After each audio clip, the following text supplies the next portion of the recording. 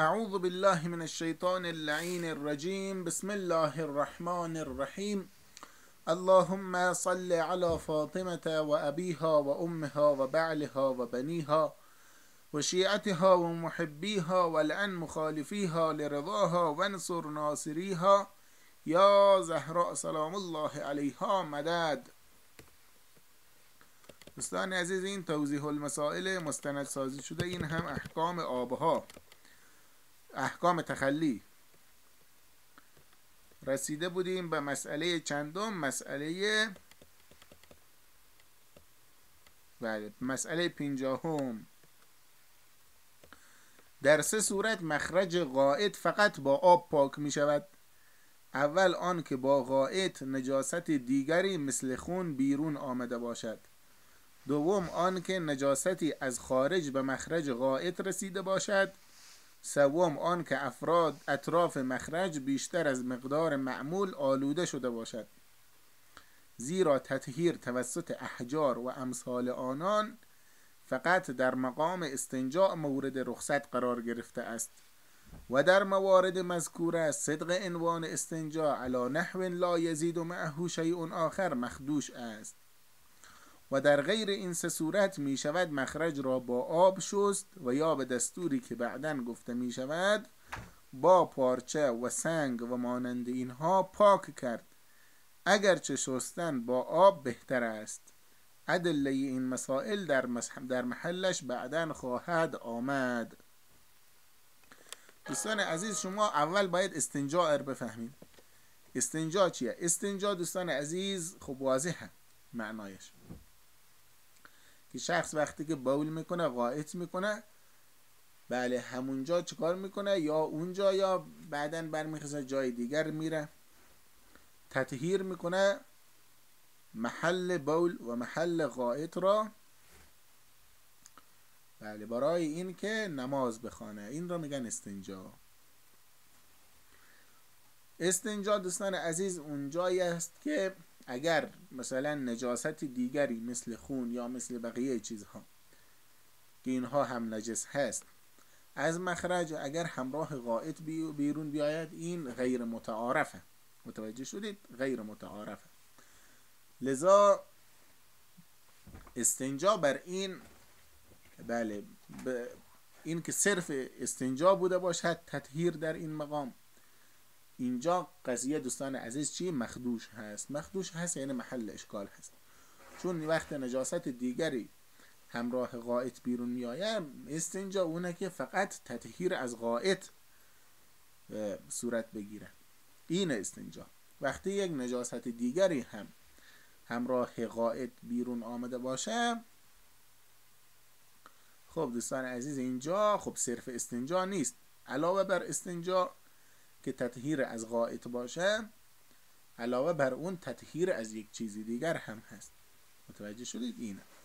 و همچنین است که اگر یک نجاست از خارج به مخرج غائط رسیده باشه، از خارج یک نجاست ولو مدفوع باشه، به اونجا مثلا اصابت بکنه به هر دلیلی باشه، اینجا هم دوستان عزیز شخص وقت تطهیر میکنه استنجاء صرف نیست، چون استنجاء صرف اونه که این غائط از داخل بیرون آمده باشه، نه اینکه از بیرون مثلا به اونجا اصابت کرده باشه بعد چیکار شده باشه شخص تطهیر بکنه. متوجه شده؟ لذا اونجا هم استنجاء صرف نیست. همچنین اگر بیشتر از مقدار معمول آلوده شده باشه، خب این هم دیگه من اینها رو دوستان عزیز خوبم نیه که زیاد توضیح بدم. خب همچنین این گونه، این هم باز استنجاء صرف نیست. استنجاء صرف اونجاییه که اولا تنها غائط بیرون آمده باشه، بعد از خارج نجاستی به مخرج غائط نرسیده باشه و بیشتر از مقدار معمول هم آلوده نشده باشه. استنجاء اینه. خب دوستان عزیز، احجار یعنی سنگها و اشیاء دیگری که در حکم احجار هستند، مانند کلوخ، مانند پارچه و بقیه اشیایی که قلع نجاست میکنند، یعنی اینها نجاست، عین نجاست را برطرف میکنند. اینها فقط در مقام استنجا دوستان عزیز بله اینها میتوانند مجوز این باشن که شخص توسط اینها عین نجاست رو برطرف بکنه و بره نماز بخونه. فقط در مقام استنجا این بله این چنین هست که شخص را در حکم متطهر میگرداند. اما در غیر مقام استنجا احجار نه. مثلا اگر دست شخص آلوده به غائط شده باشه توسط احجار یعنی سنگها، اگر و یا چیزی که در حکم احجار هست در مقام استنجا مانند کلوخ، مانند پارچه، اینها اگر دست خودش را از غائط پاک بکنه، اینجا دوستان عزیز چی؟ بله این کار اون بله مجوز صحت نماز اون نیست. یعنی با اون بدنی که مثلا اصابت به غائط کرده بعد توسط احجار گرفته قلع نجاست کرده، نجاست در از دست خودش عین نجاست در پاک کرده، اینجا نمیتونه نماز بخونه. متوجه شدید؟ به خاطر این که دستش هنوز نجسه، اون باید توسط آب پاک بشه. ادله مطهر بودن آب را خدمت شما خواندیم، و انزلنا من السماء ماء طهورا. خداوند متعال میفرماید آب که میتونه مطهر باشه، احجار در این مقام نمیتونه مطهر بوده باشه. احجار در کجا میتونه در حکم مطهر بوده باشه؟ فقط در مقام استنجا.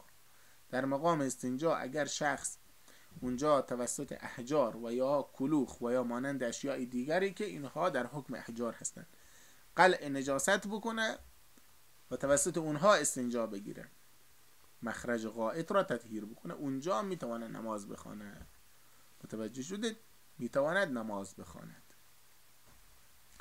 لذا این سه صورتی که استثناء شده دوستان عزیز، این سه صورتی که استثناء شده به خاطر این که اینها با همون توضیحی که خدمت شما دادیم اینها صرف استنجا نیست، اینها علاوه بر استنجا بله تطهیر نجاسات دیگر هم گفته میشه. متوجه شدید؟ لذا این توضیحش بود. بله و اگر غیر این سه صورت یعنی صرف استنجا بوده باشه شخص میتونه هم توسط آب تطهیر بکنه هم توسط احجار و اشیاءی که در حکم احجار هستند. گرچه در همون مقام استنجا هم باز آب را انتخاب بکنه و احجار را انتخاب نکنه باز این کار مستحبه. این توضیح مطلب بود دوستان عزیز. احادیث این انشاءالله در ذیل مسئله های بعدی خواهد آمد. این سه عنوانی که گفتیم که سه تا در سه مورد فقط با آب پاک میشن. این سه مورد که دوستان عزیز دیگه اینها بله همون احادیثی که مطهر بودن آب را ثابت میکرد، همون آیه قرآن کریم و انزلنا من السماء ماء طهورا که در ذیل مسئله های قبلی خدمت شما خواندیم، این سه مورد را ثابت میکنه، چون این سه مورد فقط توسط آب پاک میشه. متوجه شدید؟ وجه استثناء اینها از استنجا این بود که اینها استنجاء صرف نیستند بلکه تطهیر نجاست هم هستند. متوجه شدید؟ به این خاطر بود همون توضیحی که بیان کردیم. اما این که در مقام استنجا شخص میتونه توسط آب بله تطهیر بکنه، خب باز همون و انزلنا من السماء ماء طهورا اون را شامل میشه. اما این که توسط احجار میتواند تطهیر بکنه این حدیثش را باید خدمت شما بیاریم. و همچنین این که بله در مقام استنجا وقتی که شخص مخیر بین آب و احجار باز آب را انتخاب بکنه مستحب، این هم دلیل داره، این هم انشاءالله در ذیل مسئله های قبلی میاد. پس این دو حدیث خدمت شما قرض باشه، انشاءالله باز من خدمت شما بیان میکنم. مسئله 51 مخرج بول با غیر آب پاک نمی شود، این واضحه. و اگر بعد از برطرف شدن بول یک مرتبه بشوید کافی است، گرچه احتیاط مستحب آن است که 2 مرتبه شسته شود و افضل آن است که 3 مرتبه شسته شود. مخرج بول با غیر آب پاک نمیشه، 1 مرتبه بشوری کافی هست، معجزی هست، 2 مرتبه بشور احتیاط مستحب، 3 مرتبه بشور افضله. ولی کسانی که بولشان از غیر مجرای طبیعی می آید باید 2 مرتبه بشویند. این کسانی که از غیر مجرای طبیعی بیرون می آید بول اونها مستحبه که همون جایی که از اونجا بول خارج شده اونجا را 2 مرتبه بشویند. بله این واجبه. خصوصا اگر بیرون آمدن بول از آن مجرا بله، خصوصا اگر بیرون آمدن بول از آن مجرا غیر متعارف باشد. از غیر مجرای طبیعی اگر بیرون بیایه باید 2 مرتبه بشویند. بله، و اگر بله مخصوصا این که اگر غیر متعارف باشه، بعضیا مثلا شکم اونها رو قلبه میکنن به خاطر مشکلاتی که هست، از اونجا یک پیپ بیرون میکنن. این چنین بعضیا شاید باشه. بله، به خاطر چی هست دوستان عزیز؟ چون که وقتی که استنجا به اون جایی میگن که عنوان استنجا اون جای صدق میکنه که از مجرای طبیعی بیرون بیایه بول. پس اگر از غیر مجرای طبیعی بیرون آمد، این دوستان عزیز استنجا در اونجا حداقل مشکوکه که صدق بکنه. متوجه شدید؟ مخصوصا این که اگر از غیر مجرای از غیر مجرای متعارف بیرون بیایه، مثلا دیگه اونجا که خیلی واضحه دیگه. مثلا این که از شکم شخص پیپ وصل کردن به خاطر که مثلا یک مشکل داره در همون قسمت مجرای بول. این به خاطر چی است دوستان عزیز؟ چون که وقتی که همین صدق عنوان استنجا، این که وقتی که حداقل مشکوک بود، متوجه شدید؟ از غیر مجرای طبیعی وقتی بیرون آمد، حداقل صدق عنوان استنجا در مقام تطهیر که مشکوکه. وقتی که همین که قضیه مشکوک بود دوستان عزیز، در اینجا دیگه براءت یقینی حاصل نمیشه، چون اشتغال یقینی براءت یقینی میطلبد. اشتغال یقینی یعنی این که تو مکلف به یک فعلی هستی. اون چیه؟ نماز. تو باید نماز بخونی، این نماز تو باید با بدن چی باشه؟ با بدن پاک باشه. این ذمه تو به این تکلیف مشغوله. این چه زمانی تو یقین میکنه که این را انجام دادی؟ زمانی که تو یقین بکنی وظیفه خود رو انجام دادی. این زمانی که تو یقین بکنی چه زمانه؟ اون زمانی هست که اگر چون دوستان عزیز قضیه اینه که اگر بدن انسان توسط بول نجس بشه، شخص باید چیکار بکنه؟ شخص باید 2 مرتبه جسد خودش را آب بکشه. اگر جسد انسان به بول نجس بشه، انسان باید 2 مرتبه آب بکشه. این از اون. اما در مقام استنجا که بدن شخص ملوث به بول میشه، اونجا استثناء شده که اون مجرای بول شخص وقتی آلوده به بول میشه، فقط در مقام استنجا 1 مرتبه شستن کفایت میکنه. متوجه شدید فرقش اینه؟ الان از غیر مجرای طبیعی وقتی که این بول بیرون می آید، اینجا آیا استنجا صدق میکنه یا صدق نمیکنه؟ اگر عنوان استنجا صدق کرد، 1 مرتبه شستن کفایت میکنه. اگر صدق نکرد، این از باب ملوث شدن جسد شخص به بول میشه، لذا اونجا باید 2 مرتبه آب بکشن. پس وقتی که همین که قضیه مشکوک بود دوستان عزیز، که مثلا از غیر مجرای طبیعی وقتی بول بیرون میایه، آیا وقتی تطهیر استنجا صدق میکنه یا نمیکنه؟ چون از غیر مجرای طبیعیه. مخصوصا این که از غیر مجرای متعارف باشه، مثلا از یک جای دیگری، از شکم شخص مثلا پیپ بیرون کرد، مخصوصا در این موارد. خیلی خوب دوستان است. حداقل حرف همینه که مشکوکه که اینجا استنجا صدق میکنه یا نمیکنه. وقتی که مشکوک بود دوستان عزیز، پس صحت نماز این مشکوکیت در صحت نماز اون سرایت میکنه، لذا اونجا شخص یقین نمیکنه که وظیفه خود رو انجام داده. پس حتما باید چیکار بکنه؟ 2 مرتبه بشوید تا یقین بکنه که وظیفه خودش رو انجام داده. لذا این از اون شد.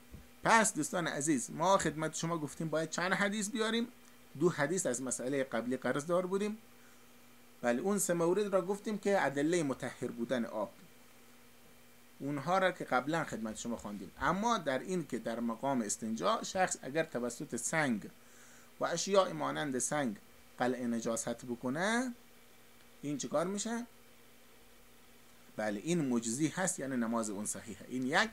دوم این که شخص وقتی که مخیر هست بین آب و احجار، اختیار کردن آب و انتخاب کردن آب در مقام استنجا، این استحباب داره. این 2 حدیث.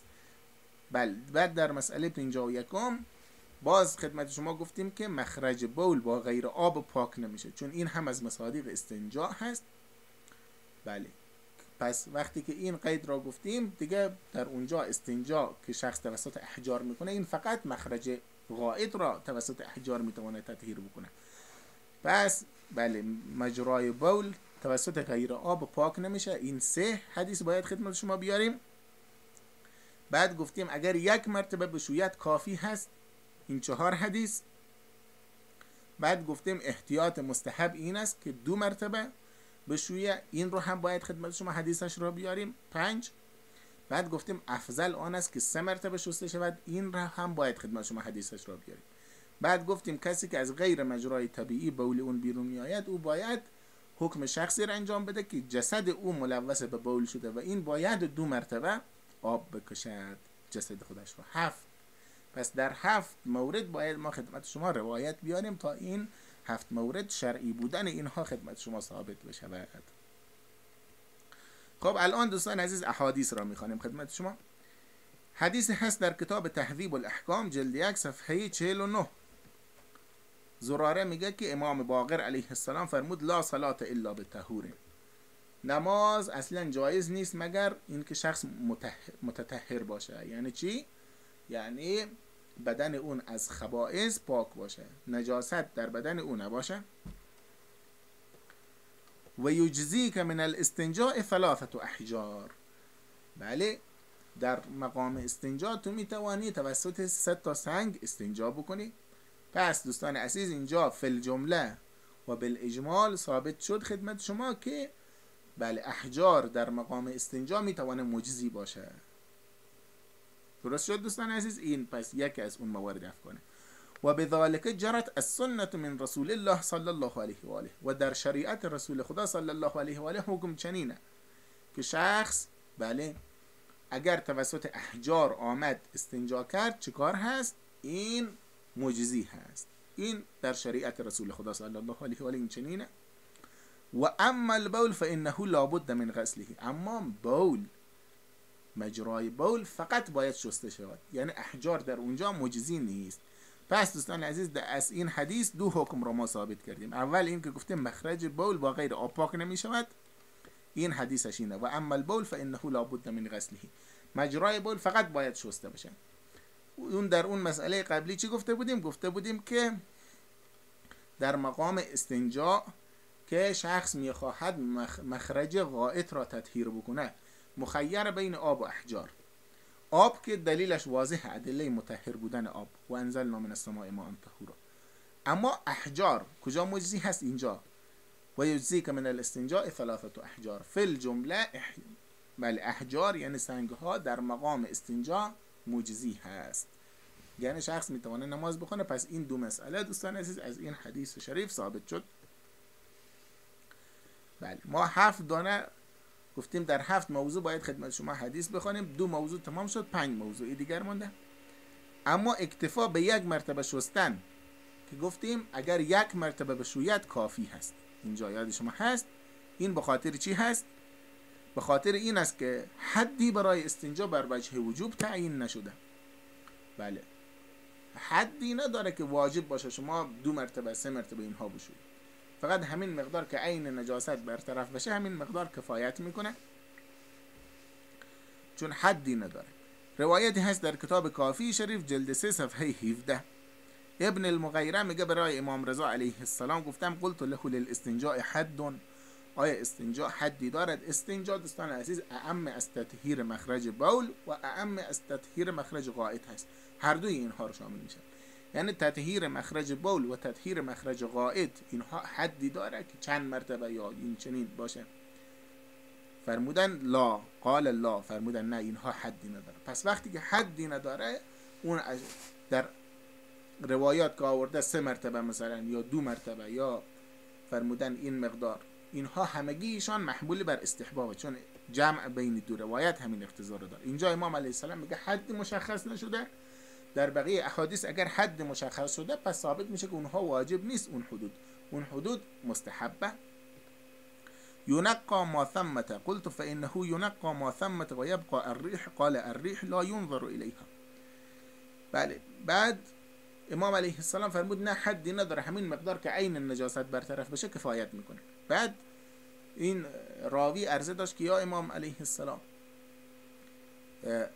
خیلی وقتها میشه عین نجاست برطرف میشه اما بوی نجاست باقی میمونه. فرمود الریح لا ینظر الیها، فرمودن که این که بوی اشکال به معنی اشکالی نیست. عین نجاست وقتی برطرف شد، بله عین نجاست وقتی برطرف شد دیگه همین کفایت میکنه. متوجه شدید؟ خب در اینجا دوستان عزیز که امام علیه السلام فرموده از برای استنجا حدی نیست، پس ثابت میشه دیگه که حدی نداره. لذا پس یک مرتبه هم شخص مخرج بولر بشوره چون حدی نداره، خب عین برطرف شده و غسل هم صورت پذیرفته دیگه، تمام میشه. چیکار میشه اینجا دیگه؟ دوستان عزیز به وظیفه خود عمل کرده و این قسمت از مسئله ما ثابت میشه که یک مرتبه شستن دوستان عزیز بله کافی هست، به خاطر این که استنجا حدی نداره. این یک. و اون حدودی که در بعضی روایات مثلا تعیین میشه اونها همگیشان مستحبه. اما گفتیم احتیاط مستحب آن است که 2 مرتبه شسته شود. این احتیاط مستحب از کجا آمده دوستان عزیز؟ احتیاط مستحب از اینجا آمده که یک روایتی هست در کتاب تهذیب الاحکام جلد 1 صفحه 35 نشیط ابن صالح از امام صادق علیه السلام روایت میکنه که سألته کم یجزی من الماء فی الاستنجاء من البول، وقتی که شخص میخواهد از استنجای از بول بکنه چه مقدار آب باید بله استعمال بکنه؟ فقال بمثل ما على الحشفه من البلل. امام علیه السلام فرمود بله اون تری که بر سر حشفه هست، حشفه یعنی همون گردی سر حالت، اون مقدار تری که اونجا هست بدون اندازه اون آب باشه کفایت میکنه. دوستان عزیز اینجا ظاهر روایت اینه که منظور غلبه آب بر بوله، یعنی اون مقدار آب باشه که آب غالب بر بول باشه. متوجه شد؟ منظور اینه که یک وقت بول غالب بر آب نباشه. این منظوره، ظاهر روایت همینه و خیلی از علما همین را فهمیدن. بعضی از علما در اینجا فهمیدن که 2 مرتبه باید شسته بشه. بعضی علما این را فهمیدن. اگر شخص دوست داره یقین محض را، دوستان عزیز در چنین مواردی که یک احتمالات ضعیفی که اینها بله خیلی ضعیف هستن و خلاف ظواهر هستن و اینها دیگه اون چنین نیستن که اینها به عنوان یک حجت قائم بشن، در این گونه موارد اگر شخص احتیاط بکنه مستحبه، چون در اینجا بعضی از علما 2 مرتبه شستن را فهمیدن و این را مثلا اگر کسی یک در ذهن اون و در نزد اون یک مقدار مثلا ناآرامی ایجاد شد و دوست داره جانب یقین محض را بگیره، مستحب هست که 2 مرتبه بشوره. این به خاطر چی مستحب دوستان عزیز؟ به خاطر این روایت که در کتاب وسائل الشیعه جلد 27 صفحه 167 امام امیر المؤمنین علیه السلام برای کمیل ابن زیاد میگه اخوک دینک، برادر تو دین توست، فحتد لدینک بما شئت، هر چقدر که دوست داره در دینت احتیاط بکن. پس مستحب انسان تا میتوانه در دین خودش بله احتیاط بکنه. پس احتیاط کردن بابش مفتوح است برای هر کسی، مادامی که مثلا یک محظور دیگره که مثلا وسواس باشه یا امثال اینها را پیش نیاره. پس اینها چی است؟ مستحبه که انسان هر چی میتونه در دین خودش احتیاط بکنه. با این مقدمه دوستان عزیز، وقتی که در این روایت امام علیه السلام به مثل ما علی الحشفه من البلل، یعنی به 2 مقدار تری که بر سر حشفه هست، بعضی ها مثلا 2 مرتبه شستن را فهمیدن. اگر تو دوست داری مثلا یقین محض را عمل بکنی، و از یک طرف دیگه هم احادیث هست که اگر جسد شخص مثلا چیکار بشه ملوث به بول بشه اونجا هم 2 مرتبه باید بشوره. بله به خاطر اون و اون را از اون باب هم مثلا بگیره به این روایت هم به یقین محض عمل کرده باشی، به مقتضای اون حدیثی که امیرالمؤمنین علیه السلام برای کمیل گفته بود مستحبه که 2 مرتبه بشوری، قضیه واضحه. پس احتیاط مستحب اینه که شخص 2 مرتبه بشوره. وجهش اینه دوستان عزیز، یکی به خاطر این روایت، یکی هم به خاطر اون روایاتی که میگه اگر جسد شخص ملوث به بول شد 2 مرتبه باید بشوره.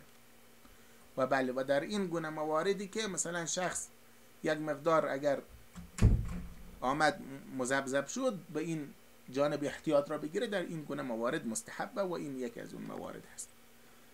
خب دوستان عزیز این را هم خدمت شما ثابت کردیم. بعد گفتیم افضل آن است که 3 مرتبه شسته شود. بله این 3 مرتبه شسته شدن که افضل هست این هم حدیث داره. بله قبل از این که حدیث اون را بخوانیم دوستان عزیز، یک روایتی هست در کتاب تهذیب الاحکام جلد 1 صفحه 35 که راوی میگه از امام صادق علیه السلام پرسیدم که امام صادق علیه السلام فرمود یجزی من البول ان یغسله بمثله، که بله شخص وقتی که میخواهد استنجای از بول بکند پس بله همون اونجا را به مثلش بشوره، یعنی همون تری که بر سر حشفه هست به مقدار همون تری که اگر آب باشه کفایت میکنه.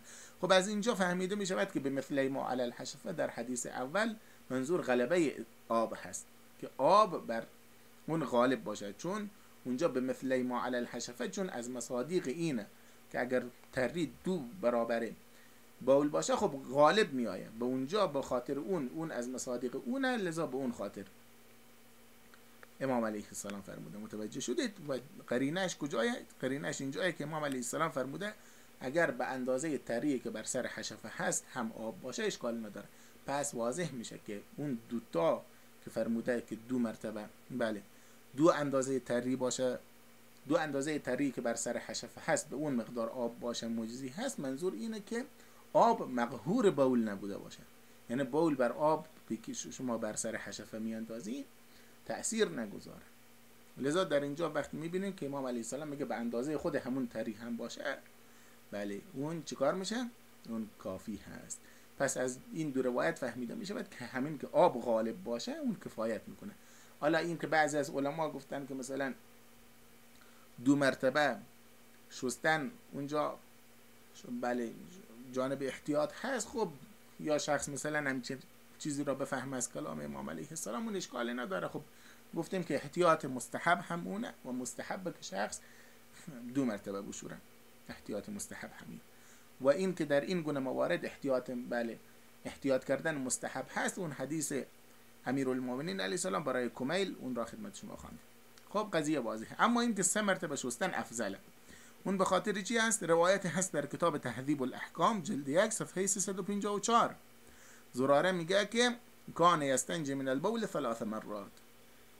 این رو حدیث مزمر به اون میگن، چون هوای داخل کانه برمیگرده به امام علیه السلام و تصریح به اسم امام علیه السلام نشده.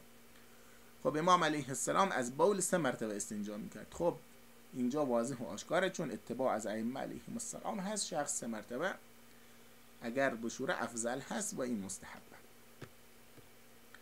این هم تمام شد. یک نکته دیگر دوستان عزیز خدمت شما به عنوان تتمه ذکر میکنیم که در مسئله نبود، اینه که در مقام استنجای از بول بله دلک دوستان عزیز یعنی دست کشیدن، که این که سر انسان را انسان وقتی میشوره دست بکشه، این واجب نیست. به خاطر چی هست؟ چون روایت داره در کتاب حدائق الناظره جلد 2 صفحه 21 مرحوم صاحب حدائق این چنین میگه الظاهر انه لا یجب الدلک. بله ظاهر قضیه اینه که بله در وقت استنجا دلک واجب نیست. دلک یعنی دست کشیدن، که شخص به مالش لما رویه، چون روایت شده انه لیس بوسخ فیحتاج ان یدلک، چون در روایت هست که وقتی که تو تطهیر مخرج بول میکنی، بول که چرک نیست که تو اونجا احتیاج داشته باشه که اون را چیکار بکنی؟ دست بکشی اونجا مالش بدی تا اون جدا بشه. ولما فی الاخبار من الامر بالصب خاصه، و دیگر این که در روایات فقط صب الماء میگه آمده، و صب الماء یعنی ریختن آب. در معنای ریختن آب کلمه دست کشیدن و مالش دادن و اینها دوستان عزیز اخذ نشده. واضح و آشکار این توضیح مرحوم صاحب حدائق.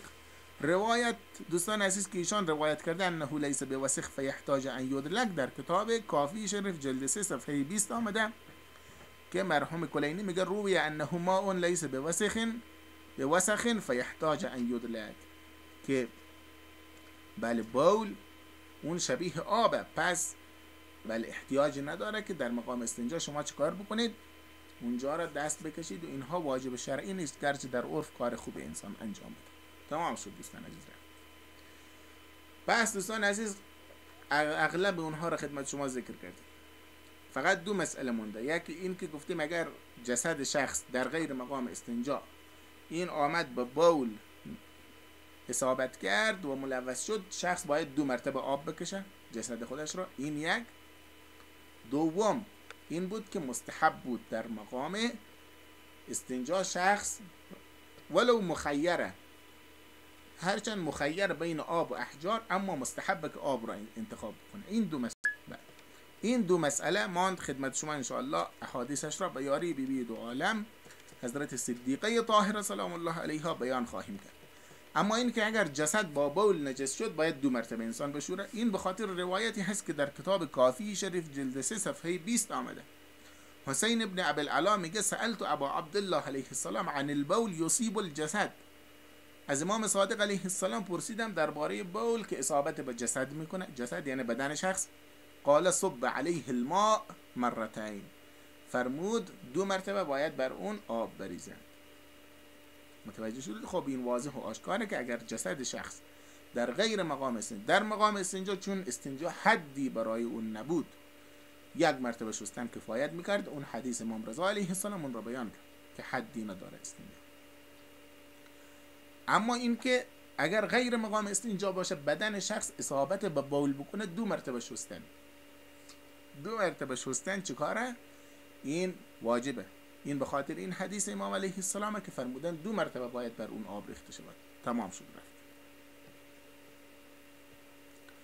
خیلی خوب دوستان عزیز، پس جمیع موارد را توسط حدیث خدمت شما ثابت کردیم الا 1 مورد که اون قرض ماند و اون این بود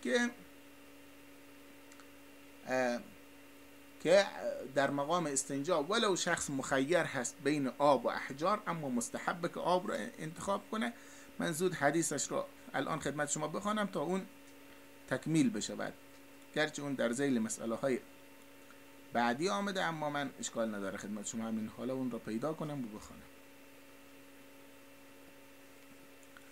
اینجا هست حدیثش دوستان عزیز در کتاب تهذیب الاحکام جلد 1 صفحه 354.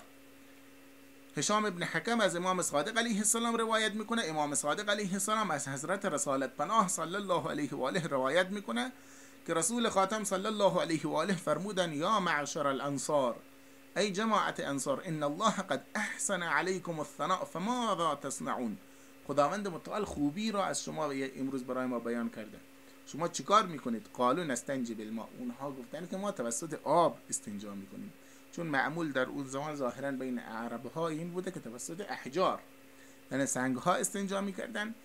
بله وقتی که خداوند متعال ظاهرا نازل کرده که وانزلنا من السماء ماء طهورا و این مطالب را توضیح دادن که شخص مخیر هست، اینها توسط آب مثلا استنجا کردن، خدا ثنای اینها را بیان کرده، بعد این را رسول خدا صلی الله علیه و آله به اونها بیان کرده، بعد امام صادق علیه السلام این را بیان کرده.